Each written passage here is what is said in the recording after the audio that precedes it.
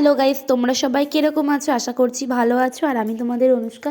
বেশ কিছুদিন পর আমি তোমাদের জন্য একটা নতুন বড় ব্লগ নিয়ে এসেছি। আজকে ছিল হচ্ছে বৌদির স্বাদ। তো দেখতে পাচ্ছ বাইরে কিন্তু অনেকটাই আর কি কুয়াশা পড়েছে, আর শীতও কিন্তু জাঁকিয়ে পড়ছে। তোমাদের ওখানে কতটা শীত পড়েছে অবশ্যই কমেন্ট করে জানিও। আর এখানে কিন্তু চিংড়ি ফুলকপি হচ্ছে আর কি রান্না কষা কষা করে, আর যেটাকে আমি কিন্তু তোমাদের সাথে শেয়ার করছি। আমার তো দেখে বেশ ভালোই লাগছিল, আর বৌদির স্বাদ ছিল। তো সেখানে আমরা সবাই খুবই এনজয় করেছি আর কি। আমি ভাবলাম চলো আজকে তোমাদের জন্য একটা ভিডিও নিয়ে আসি বেশ কিছুদিন বাদে। আর এখানে কিন্তু মাছ ভাজাও চলছে, আর তোমরা আমাকে মিস করছিলে সেটা আমি জানি। আর একটা মাছের মাথাও আছে।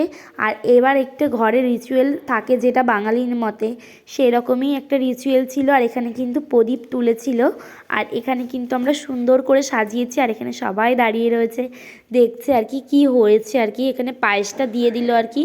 তো এখানে কিন্তু খুব সুন্দর করে আর কি রান্না করেছিল, আমার মা রান্না করে দিয়েছিল। আর এখানে কিন্তু বৌদিকে মাথায় ঘোমটা দিয়ে দিচ্ছে। রিচুয়াল আছে একটা যে ঘোমটা দিয়ে করতে হয়। আজকে তোমাদের মেনুগুলো বলে দিই। মাছের মাথা ছিল, ফুলকপি রসা, ডাল, চাটনি, পাঁপড়, মিষ্টি, 7 রকমের ভাজা, আর 7 রকমের মিষ্টি ছিল।